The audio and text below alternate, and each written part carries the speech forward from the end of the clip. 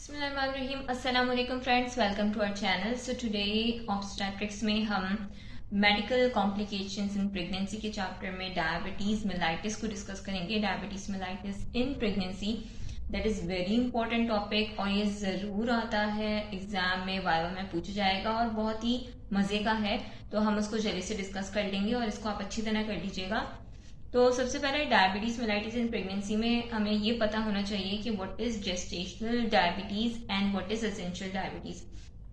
अगर एक पेशेंट हमारे पास आई है that she is pregnant and अगर वो 20 वीक से पहले आई है और फिर हमने उसे चेक किया और फिर उसे डायबिटीज आ रही है, तो बिफोर 20 वीक्स अगर डायबिटीज डायग्नोज हुई है तो दैट इज एसेंशियल डायबिटीज, यानी उसे पहले से डायबिटीज थी, उसे प्रेगनेंसी में डायबिटीज नहीं हुई है।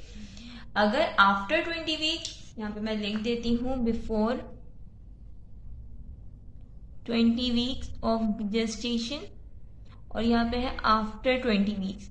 अगर प्रेगनेंसी के 20 वीक्स के बाद एक पेशेंट आ रही है एंड उससे हमने डायबिटीज डायग्नोज की तो दैट इज जेस्टेशनल डायबिटीज, यानी वो प्रेगनेंसी की वजह से डायबिटीज डेवलप हुई है और वो आफ्टर प्रेगनेंसी जो है डायबिटीज खत्म हो जाती है, तो दैट इज जेस्टेशनल डायबिटीज। ये आपको जरूर पता होना चाहिए, ये कट ऑफ टाइम का पता होना चाहिए।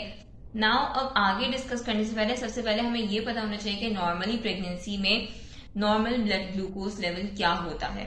ओके, सो fasting blood glucose level less than 90 होना चाहिए मिलीग्राम पर डेसीलीटर। रैंडम में हम अगर देखें तो 1 आवर आफ्टर मील, ठीक है, लेस देन 120 मिलीग्राम पर डेसीलीटर होना चाहिए। चलो मैं पूरा लिख देती हूँ।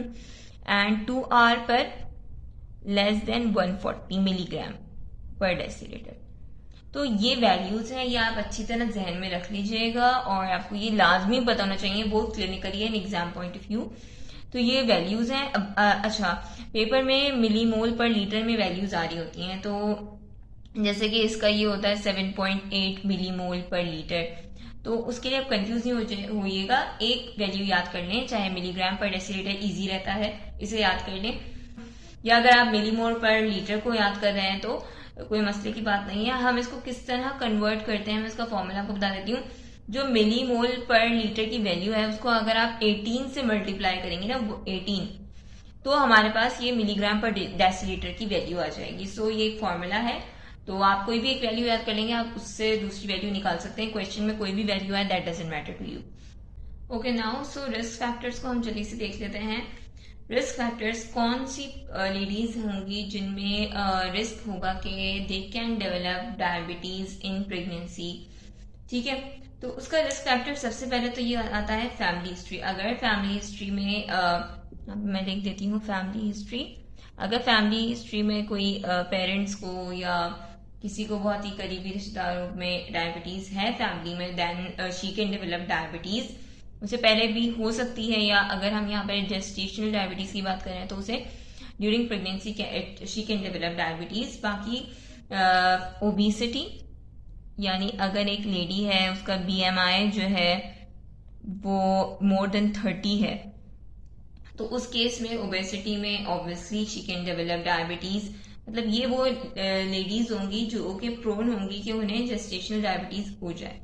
बाकी हम पेशेंट से हिस्ट्री लेंगे, पेशेंट की हिस्ट्री लेंगे कि अगर उसका पहला कोई बच्चा हुआ है, क्या उस प्रेगनेंसी में पॉलीहाइड्रोएमनियोज की शिकायत थी या अननोन, क्योंकि बहुत बार ऐसा होता है कि डायबिटीज होती है प्रेगनेंसी में पहले भी, लेकिन जो है उसे डायग्नोज नहीं कर पाते, अननोन पॉलीहाइड्रोएमनियोज की शिकायत होती है, तो वो एक्चुअली डायबिटीज की वजह से हुई होती जो कि उस टाइम पे डायग्नोज नहीं हुई होती। अगर पुरानी प्रेगनेंसी में पॉलीहाइड्रोएमनियोज हुआ है या अननोन कॉज की वजह से स्टिल बर्थ हुई है या कंजेनाइटल एनामली हुई है जिसकी कॉज अननोन है प्रीवियस प्रेगनेंसी में, तो ये सारे जो है रिस्क फैक्टर्स होते हैं कि पुरानी प्रेगनेंसी में हो सकता है जेस्टेशनल डायबिटीज हो और इस प्रेगनेंसी में भी जेस्टेशनल डायबिटीज कैन डेवलप। बाकी एडवांस एज है, ठीक है, एडवांस एज है ऑब्वियसली। या हम पेशेंट से हिस्ट्री में ये भी पूछेंगे कि पुरानी जो प्रेगनेंसी थी उसमें कोई कॉम्प्लिकेशन, कोई डिफिकल्टी हुई है ड्यूरिंग बर्थ, डिफिकल्टी हुई है, शोल्डर तो बच्चे का डिसलोकेट नहीं किया, कोई ट्रॉमा वगैरह तो नहीं हुआ था ड्यूरिंग लेबर बेबी को, और इसके अलावा प्रीवियस गुड साइज बेबी, उसमें भी चांसेस हो सकते हैं कि भाई हो सकता है वो जो गुड साइज था बेबी का वो डायबिटीज की वजह से था। सो ऑल दीज थिंग्स हम पेशेंट से हिस्ट्री लेंगे डिटेल, हम उससे फिर हमें अंदाजा होगा कि पेशेंट हाई रिस्क है या उसका लो रिस्क है, ठीक है। तो these are the risk factors we will identify in history. Pre pregnancy counselling को हम थोड़ा देख लेते हैं कि अगर एक लेडी है, एक तो या तो वो हाई रिस्क है कि जिसे जेस्टेशनल डायबिटीज डेवलप होने का चांस है, या तो उसे पहले से डायबिटीज है, तो किस तरह से हम उसे काउंसिल करेंगे। एक तो हम उसे बताएंगे कि स्ट्रिक्ट उसका जो है ग्लाइसेमिक कंट्रोल होना चाहिए, एंड देन रेगुलर उसकी ग्लूकोज की मॉनिटरिंग होना चाहिए। बाकी उसका अगर पहले से है तो उसका HbA1c हम चेक करेंगे, अगर वो कंट्रोल में है तभी हम उसे बोलेंगे कि you can have pregnancy, otherwise हम उसे मना करेंगे क्योंकि अनकंट्रोल्ड है। We will aware her about the जो भी उसके रिस्क फैक्टर्स हैं और जो भी उसकी कॉम्प्लिकेशंस हैं उसके बारे में अवेयर करेंगे। बाकी अगर डायबिटीज होने के चांसेस हैं, और इसके अलावा हम प्री प्रेगनेंसी काउंसलिंग में से ये बोलेंगे क्योंकि बहुत ज्यादा न्यूरल ट्यूब डिफेक्ट के वगैरह एनामलीज के चांसेस होते हैं, तो हम उसे बोलेंगे कि आपको काफी हाई डोज में that is 5 milligram per day के हिसाब से आप फॉलिक एसिड स्टार्ट कर दें और थ्रू आउट उसे कंटिन्यू करिएगा।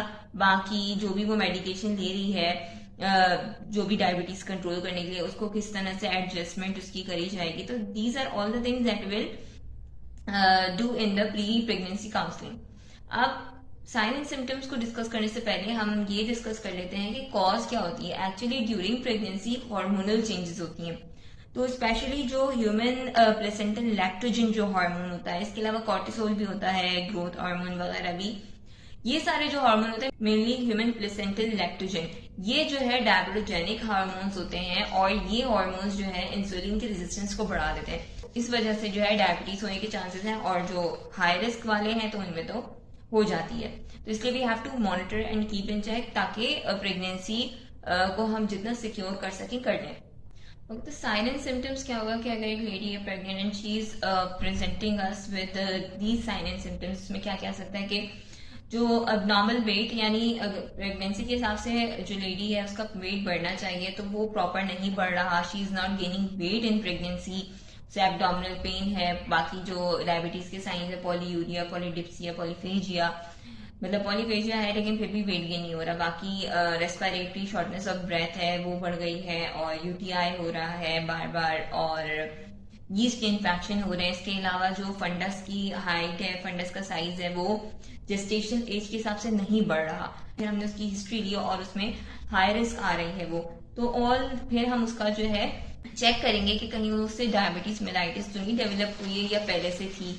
अच्छा, जब इन साइन एंड सिम्टम्स के साथ पेशेंट प्रेजेंट करेगा और उसकी हिस्ट्री भी हमने ले ली है, हाई रिस्क है, तो हम फिर उसका एक तो बेसलाइन टेस्ट करवा लेंगे जिसमें हम blood CP and LFTs, RFTs, ठीक है, इलेक्ट्रोलाइट्स, अल्ट्रासाउंड वगैरह ये हमने बेसलाइन करवा ली।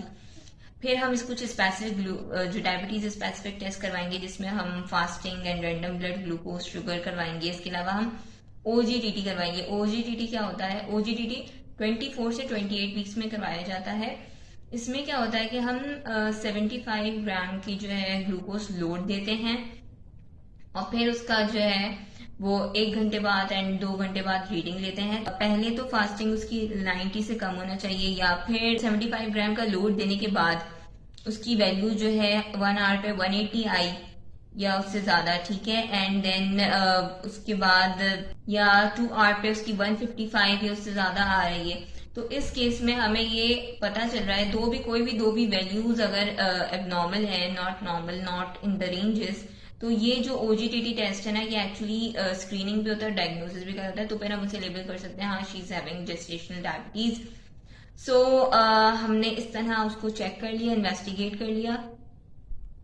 अच्छा, ये थोड़ा सा इंपॉर्टेंट टॉपिक है इसलिए मैं थोड़ा आपको डिटेल बता रही हूँ ताकि आपका कॉन्सेप्ट भी बन जाए और कम्प्लीटली हो जाए। तो अब आगे हम इसकी जो है कॉम्प्लिकेशन डिस्कस करेंगे, दैट आर वेरी इंपॉर्टेंट, और मैं आपको साथ साथ उसके रीजन बताऊंगी। सो आप नेक्स्ट वीडियो को लाजमी देखिएगा। Thank you so much.